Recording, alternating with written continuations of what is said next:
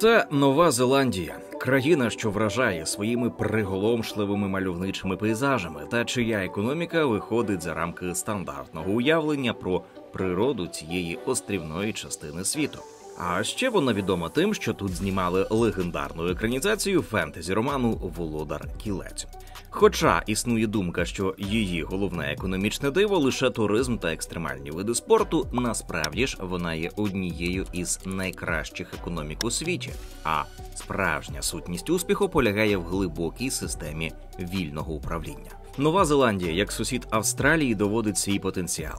Показники виборчого процесу і плюралізму, функціонування уряду, політичної участі громадян, політичної культури та громадської свободи підтверджують міцну позицію країни в індексі свободи або економічної демократії від журналу Economist, ставлячи Нову Зеландію за підсумками 2022 року на друге місце у світі після Норвегії. До речі, Україна відноситься до гібридного режиму демократії, посідаючи 87-ме місце у світі.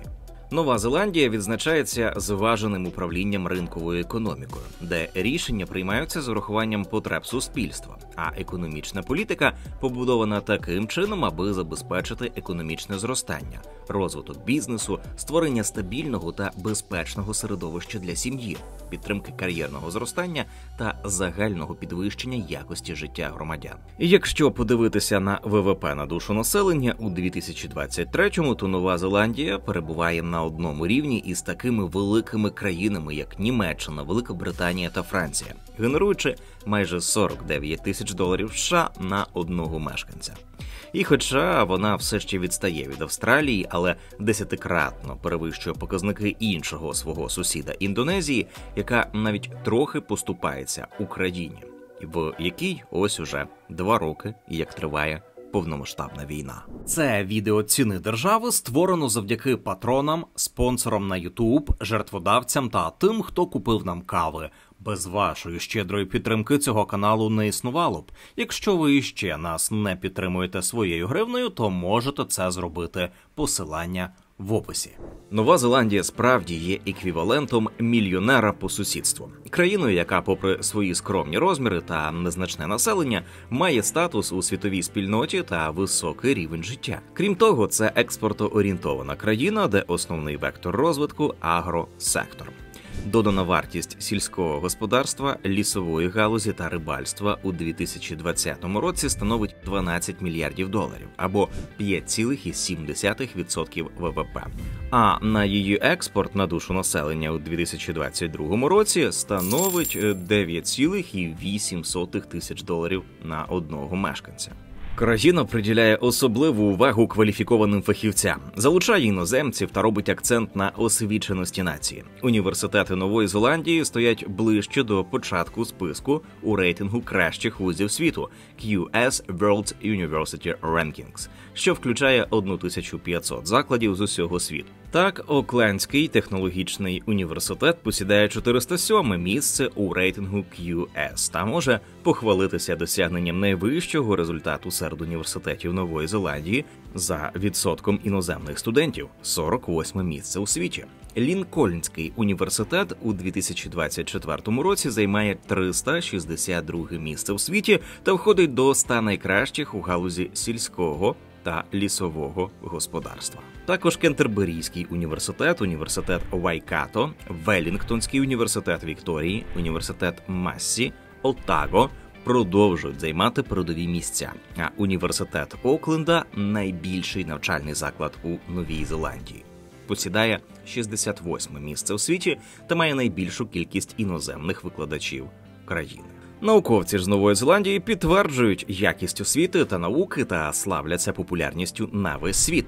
Дефір Кровчак, вчений в галузі природничих наук і фізики, на 5-му місці в регіоні та 239-му у світі за AD Scientific Index, якраз з університету Окленда.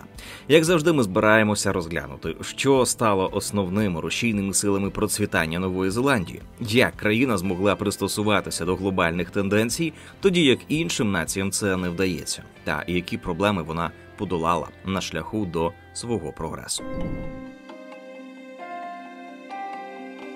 Нова Зеландія – острівна держава на південно-західній частині Тихого океану. Географічно країна складається з двох острівних масивів, розділених протокою Кука. Сьогодні 80% території зовсім не заселені людьми, що досить дивно, якщо врахувати відмінні умови для життя. Помірний океанічний клімат, оптимальну температуру та рівень опадів. Причина цьому – територію країни в основному складають височини, гори та 6 вулканічних зон. Нова Зеландія розташована прямо на стику тихоокеанських тектонічних плит, зсув яких сформував скелі майже посередині південного острова – хребет складчастих гір Південних Альп. Тому гори займають значну частину острова. А вони простягаються приблизно на 500 кілометрів і залишають лише вузьку смужку землі на заході, яка піддається впливу вітрів, що дмуть через Тасманове море. Вологе морське повітря формує опади, які валяться зливами на західну частину острова. Але в міру того, як вітри поширюються далі по горах, хмари втрачають свою вологу і спускаються вниз по східній стороні, де перетворюються на гарячий і сухий вітер, що дме на іншу частину острова. В результаті отримаємо посушливі рівнини на сході та кам'янисті землі на заході. Через це на південному острові досить складно розвивалась цивілізація. 19 піків, що перевищують 3000 метрів, та гарні фьорди на західному узбережжі. Ця зона належить до сейсмічної активності. Підземні поштовхи тут відбуваються до 200 разів на рік, але руйнівні землетруси є рідкістю. У той час як Північний острів має менше гірських масивів і більше рівних місць, що сприяло тут розвитку населених пунктів і будівництву інфраструктури та морських портів. Південний та Північний острови є 12-тим та 14-тим за величиною у світі, а разом вони більші, ніж Великобританія з населенням 68 мільйонів осіб. У той час як у Новій Зеландії живе всього 5,2 мільйона осіб на 2023 рік. Загальна площа Нової Зеландії майже 269 тисяч квадратних кілометрів, тобто у 2,5 рази менше за площу України. Щільність населення Великобританії складає 268 осіб на квадратний кілометр, у той же час, як у Новій Зеландії всього 16 осіб. Половина всіх жителів Північного острова живе навколо головного міста – Окленда, який, безумовно, має відмінне стратегічне розташування з гаванями на півночі. Північний острів є домом для 4 із 5 найбільших міст Нової Зеландії. Така концентрація населення знову ж таки пов'язана із природним розташуванням країни. Взагалі, Нова Зеландія має коротшу людську історію, ніж будь-яка інша країна. Перші переселенці прибули сюди зі Східної Полінезії між 1250 і 1300 роками нашої ери у пошуках величезної Terra Australis Incognita, невідомої південної землі, що, як вважали дослідники, розташована у Тихому океані. Вони здійснювали подорожі невідомими водами. Невеликі групи мореплавців прибули із Полінезії, тепер відомі як маорі, корінний народ Нової Зеландії. Досвідчені мисливці, збирачі та землероби, які були основним населенням країни до прибуття європейців, що дізналися про існування острова лише у 1642 році, коли голландський мандрівник Абель Тасман був першим європейцем, який побачив береги Нової Зеландії. Пізніше її наніс на карту британський мореплавець Джеймс Кук, що дало початок активному освоєнню островів європейцями, які облаштували свої торгові поселення переважно вздовж берегової лінії Північного острова. Кілька інших дослідників, зокрема французи, відвідали Нову Зеландію після першого візиту Кука. Один із таких був Марк Жозеф Маріон Дюфрен. Його кораблі залишились на якорі в затоці Айлендс наприкінці 1772 року. Однак племінні групи маорі були налаштовані вороже з цього приводу. Щоб захистити себе, маорі зводили па, тобто укріплені села, побудовані в стратегічних місцях. Па захищали тутешніх мешканців. Команда дослідників виявилася жертвами їхнього захисту. Пізніші відкриття щодо Нової Зеландії були зроблені промислами на тюленів, китобоями та місіонерами. 1840 року у зв'язку зі зростанням інтересу до колонізації Нової Зеландії Велика Британія уклала з корінними вождями договір Вайтанги, що поклав основу державотворенню Нової Зеландії і є одним з основних конституційних документів країни – Декларація незалежності або Вакапутанга. Відповідно до угоди, Нова Зеландія переходила у володіння британської монархії. Маорі зберігали свої майнові та немайнові права. Натомість отримували підтримку від Великої Британії та передавали їй ексклюзивні права на придбання земель. З перших років правління Великої Британії уряд Нової Зеландії існував як колоніальна адміністрація, яка була призначена Лондоном. Керівництво колонією здійснювалося губернатором, який і визначав політику на місцевому рівні. Першим губернатором Нової Зеландії став Вільям Гобсон, призначений на посаду у 1840 році. Він почав створювати урядові структури, встановлювати закон і порядок, а також розвивати інфраструктуру, будівництво доріг, портів, що сприяло розвитку торгівлі та зв'язку між регіонами. Оскільки Гобсон раніше був воєнноначальником на флоті, він не надто розумівся у налагодженні справ з місцевими. Конфлікти з Маорі все більше наростали. Незадоволені робітники хотіли більше свобод і демократії. Наприклад, один робітник Тесля на ім'я Семюель Парнелл наполягав на 8-годинному робочому дні. Такі працівники почали формувати асоціації у міру зростання колонії та збільшення промисловості. В результаті сформувався рух, представлений членами профспілок – лейбористи. Морський страйк 1890 року став серйозною конфронтацією з роботодавцями, в якій брали участь водні працівники та моряки. І хоча страйк зазнав поразки, профспілки організувалися для виборів 1890 року, перших за принципом «одна людина – один голос». Було обрано низку кандидатів від лейбористів. Між 1908 та 1913 роками робітничий рух активно обговорював, як найкраще організуватися для радикальних змін та забезпечити рівні стандарти для всіх. Червона федерація праці пропагувала сильні протести на робочих місцях та прямі переговори з роботодавцями. Вони ж своєю чергою підтримували реформу арбітражної системи та сильної, орієнтованої на працю партії в парламенті. У липні 1916 року в столиці Веллінгтоні представники лівих політичних організацій профспілок вирішили, що настав час для створення лейбористської партії Нової Зеландії. Робітничі організації та соціал-демократичної партії об'єдналися, щоб створити нову партію. Шлях лейбористської партії до політичної влади почався з обнадійливих результатів на загальних виборах 1919 року, коли її частка голосів становила 21%. Однак протягом наступного десятиліття частка голосів лейбористів не перевищувала 27%. Зрештою, лейбористи прийшли до влади у 1931-му, після економічної депресії, щоб відновити та стимулювати економіку країни. У 1935 році новозеландці обрали Майкла Джозефа Севіджа до урядових лав. Зміни першого лейбористського уряду були спрямовані на розширення соціальних послуг та поліпшення умов для працівників. Вони підняли зарплату, розпочали програму громадських робіт і будівництва державного житла, а також встановили гарантовану ціну на молочні продукти. Закон про соціальне забезпечення 1938 року суттєво розширив спектр послуг, які надавала держава, введенням загальних безплатних медичних послуг і розширенням виплат для літніх, хворих і безробітних. Лейбористи були активним і популярним реформаторським урядом на початку Другої світової війни. Однак після виведення країни з економічної депресії, а потім через кризу війни та в перші роки відновлення, реформаторський запал вичерпався. Партія зазнала поразки на виборах 1949 року і залишалася в опозиції наступні 8 років.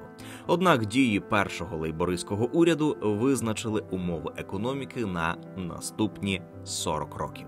Вдруге, цей уряд був обраний у 1957 році. Під керівництвом 75-річного Уолтера Неша було запропоновано широкий спектр заходів, включаючи державні позики на нові будинки під низькі відсотки, збільшення виплат на дітей та можливість скористатися капіталом для здійснення першого внеску на будинок, безплатні підручники для шкіл. Але новий уряд швидко зіткнувся з кризою платіжного балансу, що вимагала суворих економічних заходів, економії, а не щедрої роздачі грошей.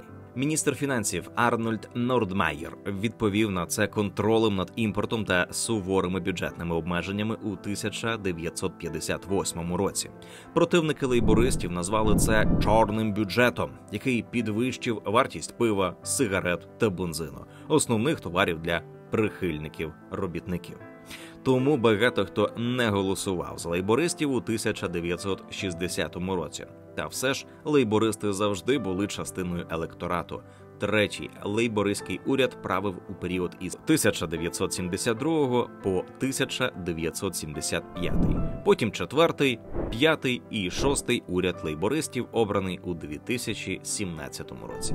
Цікаво, що серед робітничої партії були представники маорі та жінки. На проривних виборах 1935 року 2 з 4 місць для маорі отримали кандидати релігійного руху Ратана. До 1943 року Ратана-лейбористи зайняли всі 4 місця маорі. Сила співпраці забезпечила те, що ці місця залишалися стабільними аж до 1990-х років, коли маорі від'єдналися в окрему партію. Жінки зазвичай були представниками суфражистського руху, що боровся за надання жінкам виборчого права та рухів профспілок, таких як спілка кравчинь і Велінгтонської спілки домогосподарок. У 1916 році 2 жінки – Елізабет Маккомбс і Сара Сноу – були обрані до першого національного уряду лейбористів. Проте жінки все ще не мали права балотуватися до парламенту. Вони активно претендували на місця у парламенті, і зрештою Елізабет Маккомбс потрапила туди у 1933 році. Пізніше, у 1947 році, Іріака Ратана стала першою жінкою-міністром у Кабінеті міністрів Нової Зеландії, а згодом займала важливі посади у лейбористському уряді у період із 1957 по 1960 роки. Жіночий відділ, більш феміністично налаштований, перетворився на впливовий відділ у лейбористській організації, допомагаючи жінкам-лейбористкам активно впливати на розвиток соціальної політики, таких як закон Луїзи Уолл про рівність у шлюбі, прийнятий у квітні 2013 року, чи скасування контрактів на нульовий робочий день, без надання робочих годин або компенсацій за втрату доходу. Тож, на що зробив ставку уряд Нової Зеландії? Що зробило її економіку однією з провідних на світовій арені та забезпечило гідні умови життя?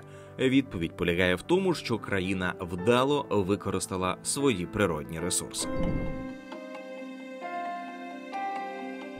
Найбільшою індустрією вважається сільське господарство. Фермерство як приму промисловості ми зазвичай асоціюємо зі слабо розвиненими країнами або країнами, що розвиваються. Справжні країни з розвиненою економікою переходять у виробництво та послуги. Ми так думаємо, тому що це здебільшого правда. 100 років тому більше чверті американців і майже половина робочої сили були фермерами. Сьогодні фермери становлять менше, ніж 1,3% населення США, оскільки люди природним чином перейшли на більш спеціалізовані ролі, які стали доступними в більш розвиненій економіці. Однак у Новій Зеландії сільське господарство фактично зростає як частка національного виробництва, і це завдяки важливому рішенню, яке було прийнято понад 40 років тому. У 1980-х роках сільське господарство в Новій Зеландії було дуже схоже на фермерство в США або Європейському Союзі. Провідна галузь – вівчарство, вирощування великої рогатої худоби, а також садівництво. Країна є найбільшим експортером ягнят у світі. Вражає, що зараз на кожного новозеландця припадає 7 овець. У 1982 році кількість овець досягла неймовірних 70 мільйонів при тодішньому населенні 3,1 мільйона людей, що становило 22 вівці на особу. Крім того, Нова Зеландія має клімат, ідеальний для вирощування високоякісних фруктів. Основною продукцією вирощування, яку країна експортує, є ківі та яблука, що разом становлять майже 3/4 обсягу експорту свіжої продукції. Частка сільського господарства у валовому внутрішньому продукті у другій половині 19 століття була навіть більшою, ніж наприкінці 90-х. У міру розширення інших секторів національний дохід, отриманий від сільського господарства, знизився у відсотках від ВВП із 14,6% у 1960 році до 5,2% у 1999. Протягом цього періоду експорт сільськогосподарської продукції зменшився із 92,5% до 50,9% від загального обсягу, оскільки розширилася лісопродукція, рибальство та експорт промислової продукції. Серед продуктів тваринництва помітно зростала молочна продукція, а виробництво вовни та м'ясної промисловості залишалося незмінними. Найбільш значною зміною між 1960 і 1998 роками стала повна переорієнтація ринкових напрямків. Коли було скасовано преференцію співдружності націй і Великобританія увійшла до Європейського співтовариства, попередника ЄС у 1973 році, відбулася серйозна реструктуризація експортного сектора. Необхідно було освоювати нові ринки та нові продукти. Ще у період із 1959 по 1960 роки Великобританія купувала 53% усього експорту товарів із Нової Зеландії. Із входом до європейського ринку у поєднанні з рештою Європи, її ринок поглинав близько 70% усього експорту Нової Зеландії.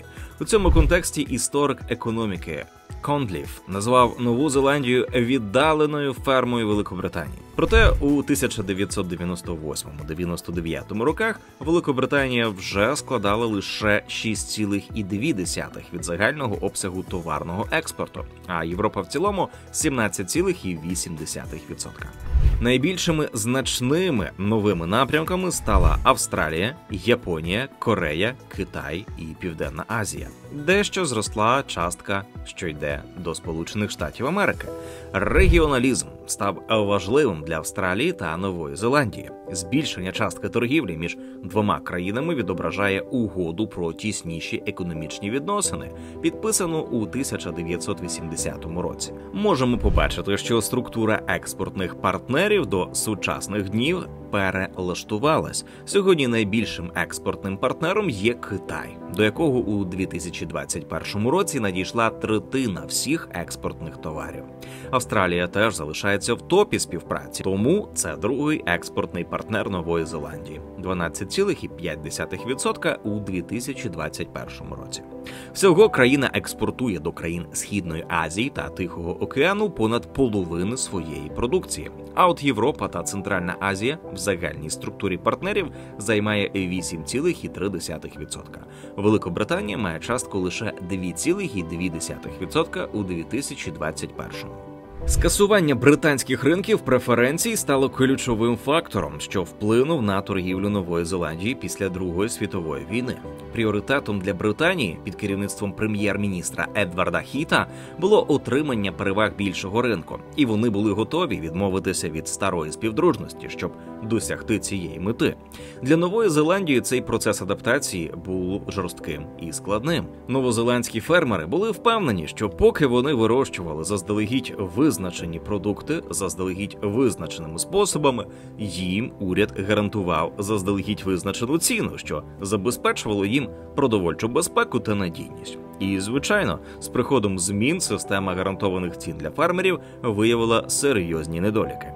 Один із найбільш помітних полягав у тому, що субсидії майже повністю позбавляли фермерів стимулів до інновацій. Навіщо шукати нові методи, якщо це означає відмову від гарантованих прибутків? Тепер ця система мала бути змінена через втрати ринків збуту, які давали передбачувані доходи. У Новій Зеландії проблему вирішили, відмовившись від субсидій, дерегулюючи весь сектор сільського господарства в загальних рамках економічної реформи. Спочатку це спричинило невдоволення серед фермерів, але зрештою змусило їх перейти на нові, потенційно більш прибуткові культури або розробити нові, більш ефективні методи. Однією із найбільших змін було масове скорочення використання добрив, які раніше субсидував уряд. Це змусило фермерів переосмислити свої підходи та розвивати нову продукцію. Наприклад, якщо раніше фермери продавали молоко як загальний товар, то тепер в молочній промисловості вони почали позиціонувати свої продукти як преміальні з високою доданою вартістю, такі як дитячі суміші. Молоко вартістю $1 перетворилося на форму, що може легко продаватися за понад $30 у всьому світі. Подібні типи інновацій і розробок відбувалися по всій галузі, створюючи один із найрізноманітніших і найприбутковіших сільськогосподарських секторів у світі. Це дало змогу продавати продукцію за набагато вищою ціною, що сприяло підвищенню середньорічних доходів населення. Як національний дохід, так і ВВП країни різко почали зростати. Після 1984 року аграрний сектор Нової Зеландії вступив у тривалий період економічного пристосування. Фермери спочатку мали відносно квітучий сезон, навіть після скасування будь-якої державної підтримки цін. Проте у 1985 році коливання обмінних курсів вплинуло до зростання новозеландського долара, що спричинило падіння цін на продукцію вівчарів на 20% за один рік. Крім того, фермери стикнулися із швидким зростанням ринкових процентних ставок за позиками, які були завищені через державну політику в інших галузях економіки, а також через інфляцію цін на сільськогосподарську продукцію, що призвело до зростання їхніх витрат на 15-20% на рік. Уряд був змушений втрутитися та запровадити програму полегшення боргів протягом 1986-87 років, щоб допомогти фермерам. Зараз, звісно, сільське господарство є лише частиною, хоча й дуже важливою, того, що робить економіку Нової Зеландії динамічною. З 90-х років найбільше займає експорт тваринництва – від 36 до 46% від всієї продукції у період із 1989 по 2021 рік. Також в структурі експорту постійно присутні овочі, харчові продукти, деревина, шкіра тварин та інша сільськогосподарська сировина. У 2022 році Нова Зеландія займає 50-те місце у світі за ВВП. Країна експортувала товарів на загальну суму $46,5 мільярдів, що робить її 64-м експортером у світі. Вона стала 61-ю економікою за загальним імпортом, 22-ю економікою за ВВП на душу населення і номер 44 як найскладніша економіка за індексом економічного розвитку. У 2022 році Нова Зеландія була найбільшим у світі експортером концентрованого молока, масла, грубої деревини, казеїну і меду. Основними експортними товарами країни є незмінні концентроване молоко, овече та козяче м'ясо, вершкове масло, заморожена яловичина та необроблена деревина, які експортуються переважно до Китаю, Австралії, США, Японії і Південної Кореї. Після реформи сільського господарства у середині 80-х років у Новій Зеландії майже зникла політика, що спотворювала виробництво та торгівлю. Сьогодні основна увага в цьому напрямку зосереджена на боротьбі з хворобами тварин, оскільки це основна експортна продукція. Виплатах допомоги у разі стихійних лих, а також системі сільськогосподарських знань та інформації. Уряд Нової Зеландії підтримує такі програми, як промислова угода про готовність до біозахисту та реагування, партнерська програма для покращення кормів за допомогою біотехнологій Pastoral Genomics, що фінансує проєкти, які створюють цінність і підвищують харчову промисловість. Агросектор став основним символом їхнього секрету успіху. Вони добре розуміли, де провести межу між тим, що робить найкраще вільний ринок, і тим, що найкраще робить уряд. галузі самі створюють додаткову вартість. Це все від вільного ринку. Індекс економічної свободи, який розраховують Wall Street Journal і Heritage Foundation, ставлять Нову Зеландію на 6-те місце у світі у 2024 році. Хоча країна і не входить у перелік вільних, у якому тільки 4 країни – Сінгапур, Швейцарія, Ірландія і Тайвань, але вона зовсім недавно, у 2019-му, була в цьому списку. Причинами ж її пониження в класі є, як ви здогадалися, пандемія COVID-19 і пов'язані з нею обмежувальні заходи. Україна за результатами 2021 року посідала 130-те місце і мала до того моменту, як нас обраховували в індексі, статус єдиної економічно невільної країни Європи. Згідно індексу верховенства права The Global Rule of Law, який щорічно обраховується World Justiciary Project, Нова Зеландія входить до світових лідерів і розташована на 8-му місці. Нагадаємо, Україна ж за версією цього видання із рейтингом 0,49 у 2023 році перебуває на 89-му місці у світі між Південноамериканським Перу та Африканською Республікою Бенін.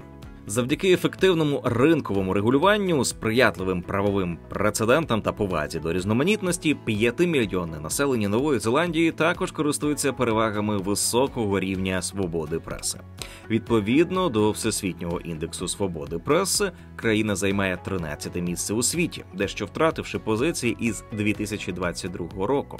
За даними дослідницького центру журналістики, медіа та демократії в Окленді, 42% новозеландців заявили, що загалом довіряють новинам у 2023 році. Проте у 2020 році так вважало 53%. Щоб боротися із неправдивою та маніпулятивною інформацією в інтернеті, новозеландські організації громадського суспільства запустили ініціативу журналістської довіри – механізм сприяння правдивості новин та інформації, який на сьогодні використовують понад 800 редакцій у всьому світі для самооцінки своїх внутрішніх процесів.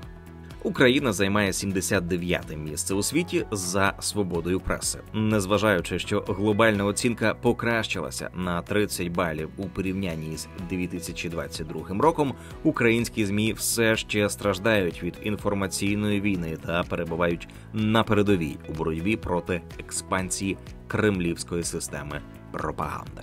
Індекс людського розвитку, що складає програма розвитку ООН і вимірює досягнення країн у сфері охорони здоров'я, освіти та рівня життя, демонструє дуже високий рівень у Новій Зеландії. 14-те місце у світі за результатами 2021 року, навіть вищий, ніж в Канаді, Англії, Японії та Сполучених Штатах. Для порівняння Україна входить до категорії високого розвитку людського капіталу, займаючи 77-ме місце із 193 країн, перебуваючи після Ірану і випереджаючи Китай і Північну Македонію. У рейтингу соціального прогресу 2024-го, який оцінює некомерційна організація Сполучених Штатів Америки Social Progress Imperative, Нова Зеландія також посідає 14-те місце у світі. Україна – 59-та. Рейтинг складається із 50 показників від доступу до якісної питної води та електроенергії до медицини, освіти та політичних прав. А за коефіцієнтом Джинні, що показує нерівність доходів та ступінь концентрації економічного розподілу ресурсів в Україні, Нова Зеландія посідає 83-те місце у світі з оцінкою 36,2 бали. Україна ж має 25,6 бали, і це 158 місце у світі. Слід зазначити, що більше число коефіцієнта вказує на більшу нерівність у розподілі. Тобто 100 відповідає максимальній нерівності, а 0 – повній рівності. Вищий коефіцієнт Джинні свідчить про більшу економічну нерівність серед населення у Новій Зеландії, ніж в Україні. Економічна нерівність у Новій Зеландії має два виміри – майнова нерівність та нерівність доходів. Починаючи з кінця 19 століття, коли європейці вже повністю облаштувалися в Україні, і до сучасних днів, частка активів, якими володіють 1% найзаможніших і 10% найзаможніших громадян, змінювалась із часом. У 1890-х роках нерівність була надзвичайно високою. 10% найбагатших громадян володіли 95% усіх активів. З них у 1% найзаможніших було зосереджено 2/3, або 65% активів. У 2018-му 10% найбагатших людей у Новій Зеландії володіють вже 70% активів, із яких 1% має 25% всіх активів. Така значна частина активів у розпорядженні найбагатших людей у кінці 19 століття певною мірою була обумовлена колонізацією, під час якої маорі втратили доступ до своїх активів, зокрема землі, яка систематично відчужувалась, більша її частина розкрадалась або масово скуповувалась. Одним із наслідків є те, що великі території Південного острова належали невеликій купці людей, відомих як великі лорди овець. Овець тому, що у Новій Зеландії розвинулося вівчарство, а сільське господарство, забіжимо наперед, стало основою економіки. Багато з цих купців входило до 1% найзаможніших у 1890-х роках. Недовіра до великих лордів спонукала уряд діяти щодо розподілу великих маєтків, які були примусово розпродані на менші шматки менш заможним новозеландцям. Тому нерівність певним чином зменшилася до 1930-х років. Але потім почалася Велика депресія 1930-х, що призвела до втрати багатства, як у Новій Зеландії, так і в інших країнах. Ці тяжкі часи визначили початок створення більш рівноправного політичного регулювання. У 1890-х роках ліберали, хоча й обмежували деякі права маорі, вже створили перші форми соціальної держави. У 1930-х ці заходи були значно посилені. У вересні 1931 року партії реформ об'єдналися, щоб сформувати коаліційний уряд. Першим лейбористським урядом Великої Британії стала офіційно парламентська опозиція, що запровадили сучасну систему державного соціального захисту, медичне страхування та будівництво тисяч державних житлових будинків. Післявоєнний консенсус, який підтримували як ліві, так і праві, включав політику, спрямовану на стримування нерівності багатства, високі податкові ставки для найбагатших, понад 60%, разом із активним профспілковим рухом забезпечували високий рівень оплати праці для робітників, що сприяло зменшенню різниці між ними та керівниками підприємств. Цей період вважається золотим віком, але не для всіх. Маорі залишалися менш заможними, ніж пакеха, мешканці Нової Зеландії європейського походження. Загалом рівність у багатстві поступово збільшувалася, і до початку 1980-х років частка 1% найбагатших скоротилася до 16% активів. Після Другої світової війни економіка Нової Зеландії все частіше вважалася надмірно захищеною від міжнародної конкуренції, а прем'єр-міністр Роберт Малдун намагався зберегти процвітання Нової Зеландії, контролюючи економіку через заморожування зарплат і цін. Проводив він це за допомогою так званих великих промислових та енергетичних проєктів, а також субсидій для ферм. Економіка похитнулася, оскільки падіння цін на нафту на початку 1980-х років зробило ці схеми невиправданими. Зросла інфляція та безробіття. У відповідь четвертий лейбористський уряд, що був обраний у 1984 році, запровадив роджерноміку – ринковий підхід, який наголошував на зниженні податків, приватизації державних активів та дерегуляції. Міністр фінансів Роджер Дуглас усунув більшу частину контролю над економікою. Із 1986 року багато комерційних функцій у сфері лісового господарства, банківської справи, гірничодобувної промисловості, електроенергії, залізничного, повітряного та морського транспорту виконували державні підприємства, деякі з яких були приватизовані. Аграрний сектор був першим сектором, який було дерегульовано. Знадобилося приблизно 6 років, щоб ринки факторів виробництва та продукції адаптувалися. Та про це розповімо згодом. Державні активи на залізницях, лісництві та інших сферах були швидко розпродані. а найвищу ставку податку на прибуток було знижено із 66 до 33%. Цю політику продовжив національний уряд у 1990-х роках, розпродаючи державне житло та ускладнив профспілкову організацію через закон про трудові договори. У результаті середні доходи у Новій Зеландії зменшилися на початку 90-х років із 44,9 тисяч доларів на дорослу людину у 88 році до 38,7 тисяч доларів у 1992. У 2022 ж році у середньому кожен житель Нової Зеландії отримує дохід у розмірі 63 тисяч доларів у розрахунку на валовий національний дохід, або 67,4 тисячі доларів у розрахунку на валовий національний продукт. А що ж державні служби? Поговоримо про втручання уряду. Такі речі, як захист працівників і соціальне забезпечення, дуже сильні у Новій Зеландії. Крім того, уряд активно вкладає кошти у зелену енергію та інфраструктурні проєкти, такі як порти, шосе, громадські парки, залізничні мережі та аеропорти. Фінансуються такі видатки в основному коштом оподаткування громадян.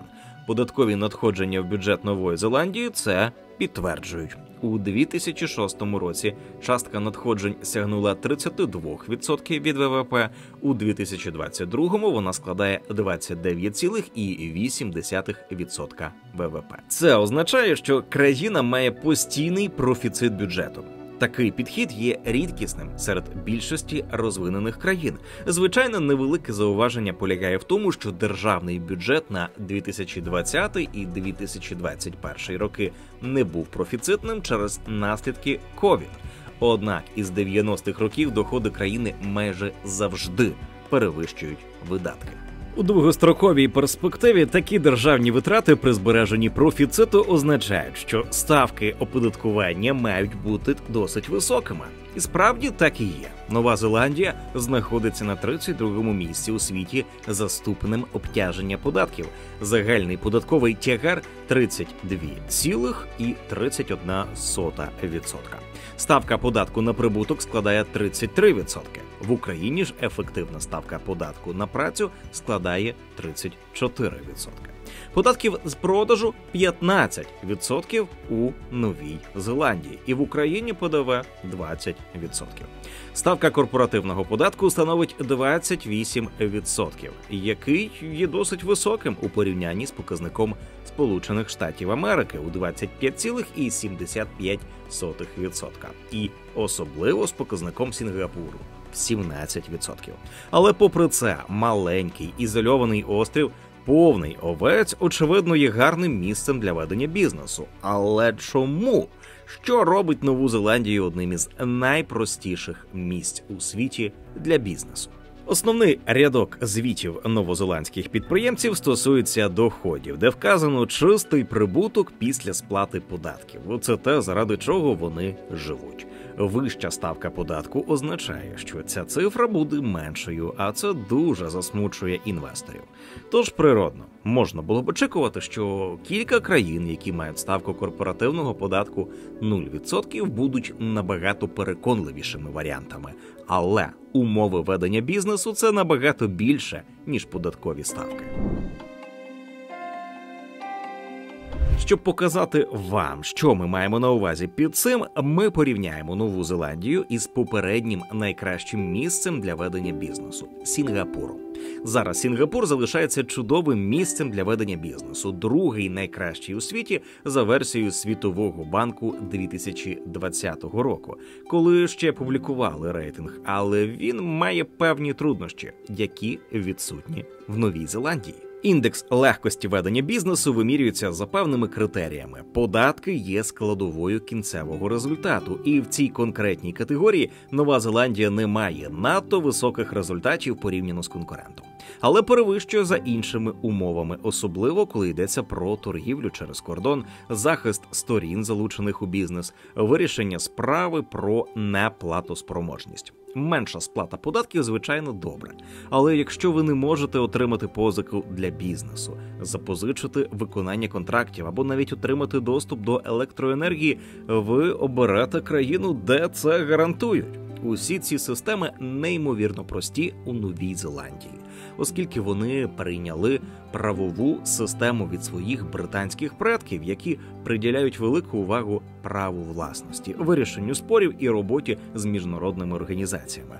До того, Нова Зеландія перейняла ці системи, користуючись власним постійним досвідом, і позбавила їх непотрібної бюрократії, щоб не тільки дати компаніям впевненість у веденні свого бізнесу, але й забезпечити швидкі та, перш за все, економічно ефективні засоби розв'язання проблем. У США, наприклад, є сотні прикладів, коли великі компанії подають до суду на менші корпорації не для того, щоб вирішити конфлікт, а для того, щоб просто поховати їх у судових справах, поки вони не здадуться або не збанкрутують.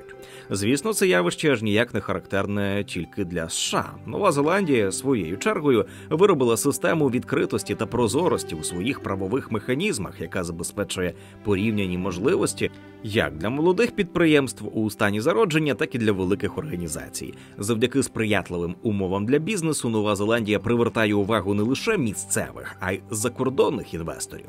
Відмінності у бізнес-умовах між Новою Зеландією та іншими країнами, такими як Сінгапур, відображуються у вартості житла та доступності простору для бізнесу. В той час, як в інших країнах може бути важко отримати дозвіл на будівництво через обмежену площу, Нова Зеландія пропонує менші обмеження, що сприяє підприємницькій активності. Країна відзначається низьким рівнем корупції. Це означає, що під час ведення бізнесу в Новій Зеландії бізнес-ризики, такі як втрата чесних контрактів або знищення оборонного капіталу, не викликають занепокоєння. У міжнародному рейтингу сприйняття корупції, який щорічно готує Transparency International, Нова Зеландія посідає 3-те місце. У 2023 році Нова Зеландія вперше з 2012 року не потрапила до 2 лідерів за цим індексом. У загальній картині Нова Зеландія залишається однією із найменш корумпованих держав у світі, міцно закріплюючись у групі з 8 малих промислово розвинутих демократій, до якої також входять 4 скандинавські країни – Нідерланди, Швейцарія та Сінгапур, які постійно очолюють індекс сприйняття корупції. Україна ж займає 104-те місце, поділяючи позицію з Алжиром, Бразилією та Сербією. І хоча Україна показала зростання показника за 10 років, все ще запобігання корупції оцінюється лише у 36 балів. За рівнем безпеки в країні, а саме соціальної безпеки, масштабом внутрішнього та міжнародного конфлікту і ступенем мілітаризації, Нова Зеландія відзначається на 4-му місці в глобальному індексі миру після Ісландії, Данії, Ірландії, випереджаючи Австралію і Сінгапур, та виходячи на 1-те місце в Азійсько-Тихоокеанському регіоні. Україна зараз на 157-му місці через скаженого сусіда гопніка. Новій Зеландії вдалося досягти таких результатів завдяки їхній надійній правовій системі, що стимулює розвиток бізнесу, привертає інвесторів, а це своєю чергою створює робочі місця в країні та підвищує доходи. Внаслідок залучення прямих іноземних інвестицій, що лише у 2022 році за всіма видами економічної діяльності складають 101,7 мільярдів доларів США, значно знизився і рівень безробіття України. Із 10,7% від загальної робочої сили у 1992 до 3,3% у 2022. До речі, усі прямі іноземні інвестиції в Україні за весь час незалежності складають лише 95 мільярдів доларів. Нова Зеландія відзначається активною підтримкою, великими інвестиціями у сфері освіти, охорони здоров'я та соціального захисту, що сприяють підвищенню якості життя громадян. Країна вдало впроваджує інноваційні підходи до економічного розвитку та активно просувається у сфері технологій та інновацій, що також сприяє залученню додаткових коштів. Отже, це справді їхній секрет. І результати говорять самі за себе. У США лише близько 7% працівників є самозайнятими для отримання основного доходу, тоді як в Новій Зеландії цей показник становить 18%. Це означає, що в країні існує більше малого бізнесу, який конкурує на активному ринку, насиченому більшою кількістю підприємців. Ці підприємці роблять все можливе, щоб зробити свій бізнес успішним, що відображається на макроекономічному рівні, де країна максимально використовує землю, працю та капітал для досягнення свого потенціалу. Варто зазначити, що успіх Нової Зеландії не означає супербездоганну економіку, тому що дійсно в дечому вони страждають від власного успіху. Завдяки стабільності та надійності інституцій Нова Зеландія стала магнітом для іммігрантів. Цю імміграцію здебільшого підтримував уряд, який відчайдушно намагався зберегти кваліфіковане населення. Через це уряд запровадив дворівневу імміграційну систему, яка спрощує в'їзд для заможних, кваліфікованих англомовних працівників або фінансово самодостатніх осіб. Однак ускладнює цей процес для бідніших людей, які не володіють англійською.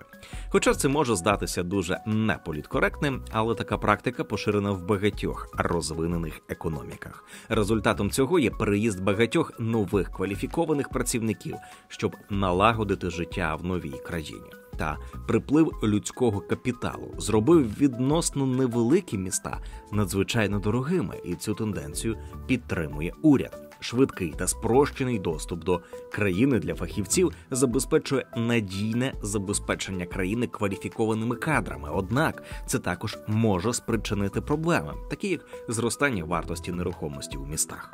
В останні роки ціни на нерухомість в Новій Зеландії, зокрема в Окленді, зростали швидше, ніж ціни на нерухомість в таких містах, як Сан-Франциско, Сідней, Лондон і Нью-Йорк. Крім того, Нова Зеландія привернула значні інвестиції від міжнародних бізнес-лідерів, які змогли отримати подвійне громадянство в Україні. Вони вирішили будувати величезні маєтки як засіб збереження свого багатства в країні, яка славиться тим, наскільки серйозно ставляться до власності.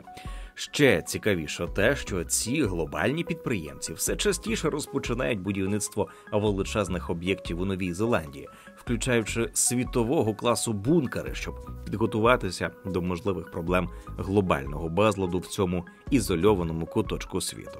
Підготовка до кінця світу стала багатомільйонною індустрією в таких містах, як Окленд і Веллінгтон. Очевидно, це викликало низку соціальних проблем. Із загальної кількості приватного житла в Оклендському регіоні Нової Зеландії 91,5% вже зайнято, а незаселеної нерухомості залишилося всього 7%. Проте уряд продовжує допускати подібну практику, оскільки Нова Зеландія приваблює нових кваліфікованих мешканців, а якщо буде їх втрачати, то перш за все на користь Австралії. Нова Зеландія та Австралія справді були завжди як брати. У них один монарх, одна мова, одна любов до спорту, регбі, крикет, кінний спорт, баскетбол і загалом у них майже ідентична культура. Через це існують закони, які дозволяють як австралійцям, так і новозеландцям вільно жити та працювати між двома країнами, ніби це їх рідна нація. Але новозеландці все частіше переїжджають до Австралії, маючи можливість отримати вищі доходи. Завдяки цій зоні вільного пересування туди і назад, Нова Зеландія втрачає близько 27 тисяч осіб щороку на користь Австралії, переважно молодих спеціалістів. Попри всі свої досягнення, новозеландці все ще не можуть конкурувати за рівнем зарплат зі своїм набагато більшим сусідом – Австралією. Про розвиток Австралії ми докладно розповідали у відео «Австралія як верховенство права створило потужну економіку». Посилання в описі. Нова Зеландія зможе впоратися із цією проблемою, якщо буде слідувати своїй стратегії побудови міцного економічного фундаменту, яка передбачає створення умов для розвитку бізнесу з високою доданою вартістю. Інвестиції в майбутнє спрямовані на підвищення конкурентноспроможності та стабільності економіки, які вони роблять сьогодні. Безсумнівно, це принесе плоди для наступних поколінь. Нова Зеландія – соціально орієнтована країна. Високі податки акумулюються у якісне соціальне забезпечення для населення, тому країна має високий рівень освіти, медицини та гідні пенсії. Важливо зазначити високі податки у порівнянні з розвинутими іншими країнами. Як ми бачили, в Україні вони точно не менші. У Новій Зеландії шкільна освіта має 3 рівні навчання – початкова, середнього рівня та старша школа. Багато дітей ходять до школи неподалік від місця проживання. У багатьох школах існує схема зарахування, яка називається зонування. Якщо батьки хочуть, щоб дитина ходила до школи за межами району проживання, то доведеться подати заяву, але місце не гарантується. Також є спеціалізовані державні школи, що включають кура, каупапа, маорі, де викладення ведеться мовою маорі. Спочатку такі школи були створені маорі, а пізніше отримали державну підтримку та фінансування. Ще у період із 1877 по 1904 рік усі учні початкових шкіл щорічно оцінювалися шкільним інспектором. У 21 столітті вчителі отримали можливість проводити власне оцінювання учнів. Між 2002 і 2004 роками національний сертифікат про освітні досягнення став основною кваліфікацією середньої школи. Результати базуються як на внутрішньому оцінюванні, так і на загальних іспитах. А студенти, які досягли високих результатів у певних курсах, можуть отримати заслуги або підтвердження досконалості у своїх досягненнях, що буде великим плюсом при вступі у вищий навчальний заклад. Новозеландська система освіти заснована на британській освітній моделі. Вища освіта містить університети, політехнічні інститути та, знову ж таки, навчальні та дослідницькі установи маорі – Вананга. Тамтешні університетські програми відомі своєю якістю викладання та технічними умовами. 3 основні типи вищої освіти – ступінь бакалавра, магістра та доктора. Кожен університет встановлює власну плату за навчання, залежно від предмета та рівня. Середня вартість бакалаврату становить від 14 до 18 тисяч доларів на рік. Середня вартість аспірантури становить 15-25 тисяч доларів на рік. Існує багато програм для здобуття вищої освіти для іноземних студентів, включаючи базове навчання та програми підготовки до англійської мови.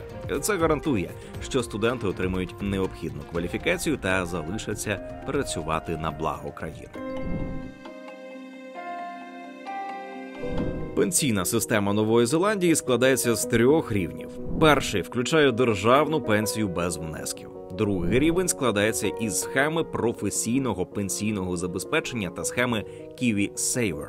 Третій рівень доповнюють приватні пенсійні накопичення. Новозеландська пенсійна система, тобто пенсія за вислугою років, полягає у створенні соціального захисту, а не замінити заробіток. Це обов'язкова гарантія від держави кожному новозеландцю, що не залежить від виплат чи доходу, отриманого впродовж життя. Державна пенсія із фіксованим розміром виплачується всім громадянам, які відповідають вимогам щодо проживання у віці 65 років. Громадянин повинен прожити у Новій Зеландії принаймні 10 років після досягнення 20 років і принаймні 5 років постійно проживати після досягнення 50 років. Пенсія для самотньої особи становить 490,73 новозеландських доларів брутто на тиждень. Це дає загальну пенсію у розмірі 25 517 новозеландських доларів брутто на рік, що еквівалентно приблизно 15 800 доларів США. Державна пенсія оподатковується податком на доходи фізичних осіб, так само, як і будь-які інші доходи фізичних осіб.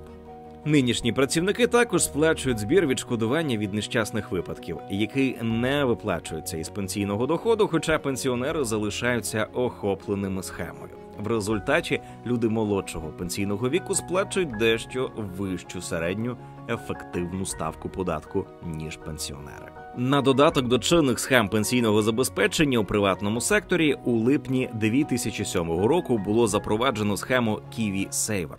Вона є добровільною схемою, розробленою для доповнення NZS. і має на меті допомогти збільшити загальні пенсійні заощадження. Нові працівники зараховуються до неї автоматично та мають 8 тижнів, щоб вирішити, чи бажають вони відмовитися. Наявні працівники мають можливість вступити за бажанням. Працівник повинен вибрати постачальника схеми KiwiSaver, куди мають бути розподілені заощадження, а також розмір внеску. Мінімальна ставка внеску за замовчуванням для цієї схеми становить 6% від заробітку, розподілених порівну між працівниками та роботодавцями. Співробітники можуть вибрати вищу ставку особистого внеску – 4, 6, 8 або 10%. Роботодавці також можуть вносити внески в KiwiSaver. У такому випадку вони звільняються від оподаткування до ліміту внесків працівника або 4% від валової зарплати працівника, залежно від того, яка сума нижча. Щоб заохотити участь у схемі, уряд робить авансовий внесок. Кожен учасник отримує 1000 новозеландських доларів, що не обкладаються податком. Податковий кредит у розмірі до 1042 новозеландських доларів на рік і субсидований платіж у розмірі 20 новозеландських доларів кожні 6 місяців. Крім того, існують професійні пенсійні схеми, що надаються в приватному секторі окремо або в рамках майстер-трасту. Станом на 2020 рік у KiwiSaver було 3 мільйони учасників. Програма KiwiSaver призначена для доповнення чинних пенсійних планів і аж ніяк не замінює повністю пенсійне забезпечення в Україні. Державні витрати на пенсії у 2021 році становлять 4,9% ВВП або 12,3 мільярдів доларів США. Охорона здоров'я Нової Зеландії є універсальною державною системою. Це одна із 20 найкращих систем у світі, на рівні зі Сполученими Штатами та Великобританією. Із законом про соціальне страхування 1938 року Нова Зеландія запровадила загальне та безплатне медичне страхування. Закон вимагає, щоб усі громадяни Нової Зеландії мали рівний доступ до однакового стандарту лікування в інтегрованій профілактичній системі охорони здоров'я. Близько 85% охорони здоров'я Нової Зеландії фінансується коштом платників податків. Державне фінансування означає, що медицина для громадян і постійних жителів є безплатною або недорогою. Лікарня та спеціалізована допомога повністю покривається урядом, якщо пацієнта направляє лікар загальної чи сімейної практики. Безплатні медичні послуги можуть включати діагностичні тести, щеплення, лікування раку та запис на прийом. А для дітей – стоматологічну допомогу та рецептурні ліки. Проте типовим є лист очікування для прийому до лікаря, зокрема у хірургії. Також уряд надає пільги на ліки. Багато з них відпускаються за рецептом та субсидуються за середньою ціною $5. Для отримання субсидії ліки мають бути схвалені органом охорони здоров'я Фармак. Більшість екстрених і нетермінових транспортних засобів швидкої допомоги здійснюється благодійною організацією St. John New Zealand. У Вайрарапі та регіоні Велінгтон послуги швидкої допомоги надає організація Wellington Free Ambulance. Словом, охорона здоров'я працює як єдина державна система. Уряд оплачує більшість витрат на охорону здоров'я коштом державних податків. Видатки складають 9% ВВП або 22,5 мільярдів доларів США на 2021 рік. Нова Зеландія, що славиться економічним розвитком та красою природою, звичайно ж, приваблює багато туристів. Різноманітність ландшафтів є головною особливістю. Та ще тут є національні парки, пляжі, різноманітна флора та фауна по всій країні. У 2021 році Нова Зеландія зафіксувала 205 тисяч туристів, що займає 94-те місце у світі в абсолютному вираженні. У 2021 році лише в туристичному секторі Нова Зеландія заробила близько 2,88 мільярда доларів США, що складає 1,2% ВВП. У минулому, 2023 році, сюди завітало 206,7 тисяч осіб. Надзвичайно популярною Нова Зеландія стала після виходу «Володаря перснів». Загалом, середземських локацій, які ви бачили у фільмі, у Новій Зеландії близько 150. Знімання цього фільму запустили туристичний ажіотаж. Кількість туристів у Новій Зеландії підскочила на 40% із 1,7 мільйона у 2000-му до майже 2,5 мільйонів у 2006-му. Згідно із даними Tourism New Zealand, це принесло близько 33 мільйонів новозеландських доларів на рік. Про це пише Forbes. На думку Брюса Лахуда, регіонального менеджера, цитую, «Стрічка стала найкращою безкоштовною рекламою Нової Зеландії». Кінець цитати. У 2015 році, коли вийшла остання частина «Хобіта», якого теж знімали у Новій Зеландії, у туристичному секторі кількість вакансій зросла на 6600. А 3,5 мільйони іноземних туристів принесли в економіку країни приблизно 14,5 мільярдів новозеландських доларів. Зараз туризм складає 20% бюджету Нової Зеландії. Причому кожен п'ятий відвідувач приїжджає до країни, щоб побачити той центральний континент вигаданого світу – Середзем'я або Ендор. Як реагують самі новозеландці? Звичайно, вони пишаються, що фільми мали величезний вплив на репутацію країни. Нова Зеландія – це країна, за якою чим більше спостерігаєш, тим дивовижнішою вона здається. Попри те, що більшість її території безлюдна, населення сконцентроване у великих містах із різницею в доходах, країна змогла досягти стабільності та забезпечити високий рівень життя своїх громадян. Вона зуміла ефективно використати свої ресурси у сільському господарстві, економічне дерегулювання у період 70-х-80-х років, інноваційні методи виробництва та підходи до управління. Все це допомогло вивести економіку на один із найвищих щаблів розвитку у сучасному світі. Друзі, в українському Ютубі існує багато цікавих каналів, які розкриють вам багато таємниць, пояснять складні теми. Один з таких – Фарід говорить, на якому розповідають про історію світових спецслужб та кримінальних угруповань. Тут ви знайдете безліч унікальних відео з глибокими розборами різноманітних тем. Нам особливо сподобався ролик про легендарну приватну військову компанію Blackwater. У ньому Фарід розповідає, хто такий Ерік Принц і як він хотів створити Blackwater в Україні. Чим займаються і де воюють бійці цієї приватної компанії? Як вони стали найбільш популярними у світі? За що критикують цю організацію? І чому Blackwater менш ніж за 10 років змінила одразу 3 назви? Підписуйтеся на найцікавіший канал про історію «Фарід говорить». Посилання на канал та відео в описі. Підтримайте поширення якісного україномовного відео від «Ціни держави». Підпишіться на канал, залиште коментар під відео та поставте вподобайку.